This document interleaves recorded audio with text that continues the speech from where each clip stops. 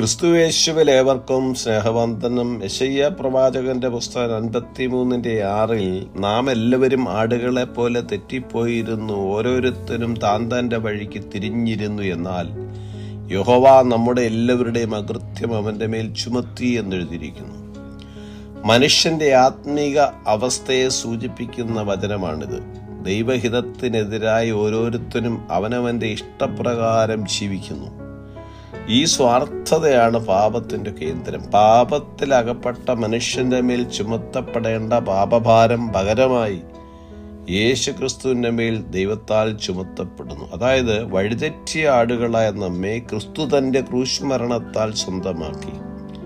പുതിയ നിയമത്തിൽ ഞാൻ നല്ല ഇടയനാകുന്നു, നല്ല ഇടയൻ ആടുകൾക്ക് വേണ്ടി തന്റെ ജീവനെ കൊടുക്കുന്നു എന്ന് യോഹന്നാൻ സുവിശേഷം 10-ാം അധ്യായത്തിൽ നാം വായിക്കുന്നു. അനേകർ അവനവന്റെ വഴികളിൽ നടക്കുന്ന ഒരു കാലഘട്ടത്തിൽ നാം ജീവിക്കുന്നു. യേശു പറയുന്നു, ഞാൻ തന്നെ വഴിയും സത്യവും ജീവനുമാകുന്നു. വഴിതെറ്റിപ്പോയ നമ്മെ ഉപേക്ഷിക്കാതെ അന്വേഷിച്ചു വന്ന് തന്റെ ജീവൻ മറുവിലയായി കൊടുത്തു നമ്മെ രക്ഷിച്ചു എന്നുള്ളതാണ് സുവിശേഷം. നാം വഴിതെറ്റിപ്പോയാലും യേശുവിന്റെ അടുക്കിലേക്ക് നമുക്ക് മടങ്ങി വരുവാൻ കഴിയുമെന്നുള്ളതിന് തെളിവാണ് പത്രോസ് യേശുവിനെ നിഷേധിച്ചതും തുടർന്ന് യേശു തന്നെ പത്രോസിനെ പുനഃസ്ഥാപിക്കുകയും ചെയ്തത്. നല്ല ഇടയനായ യേശു തന്റെ ആടുകളെ അറിയുന്നവനാണ്. യഹോവ എന്റെ ഇടയനാകുന്നു, എനിക്ക് മുട്ടുണ്ടാകുകയില്ല എന്ന് സങ്കീർത്തനം 23 നാം വായിക്കുന്നു. യേശുവിന്റെ ശബ്ദം കേൾക്കുന്ന തന്റെ ആടുകളെ യേശു വ്യക്തമായി അറിയുന്നു. ആടുകൾ അവനെ അനുഗമിക്കുന്നു.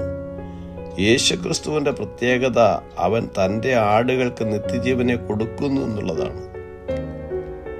സ്വന്തം വഴിയിലേക്ക് വഴിതെറ്റിപ്പോയവരായ നമുക്ക് വേണ്ടി ദൈവത്തിന്റെ കൃപ വെളിപ്പെട്ടതാണ്. നമ്മുടെ അകൃത്യം യേശുവിന്റെ മേൽ ചുമത്തിയതും ക്രിസ്തുവിന്റെ ത്യാഗമാണ്. അവൻ നമ്മുടെ സ്ഥാനത്ത് നമ്മുടെ പാപങ്ങൾക്ക് വേണ്ടി മരിച്ചതും. മാനസാന്തരപ്പെട്ട് യേശുവിനെ അനുഗമിക്കുന്ന ഏതൊരുവനും രക്ഷയുടെ അനുഭവത്തിലേക്ക് വരുന്നു. നാം എപ്പോഴും ഓർക്കേണ്ട കാര്യം, വഴിതെറ്റിപ്പോയ നമ്മെ ആരും അന്വേഷിച്ചു വരാതിരുന്നപ്പോൾ നമ്മെ അന്വേഷിച്ച നല്ല ഇടയനാണ് യേശു. ഞാൻ തന്നെ വഴിയും സത്യവും ജീവനുമെന്ന് അരുളിച്ചത് യേശുവിൽ വിശ്വസിച്ച് ആശ്രയിച്ചുകൊണ്ട് അനുഗ്രഹിക്കപ്പെട്ട ജീവിതം നമുക്ക് നയിക്കാം. ഈ വചനങ്ങളാൽ ദൈവം നമ്മെ ഏവരെയും അനുഗ്രഹിക്കുമാറാകട്ടെ. God bless us.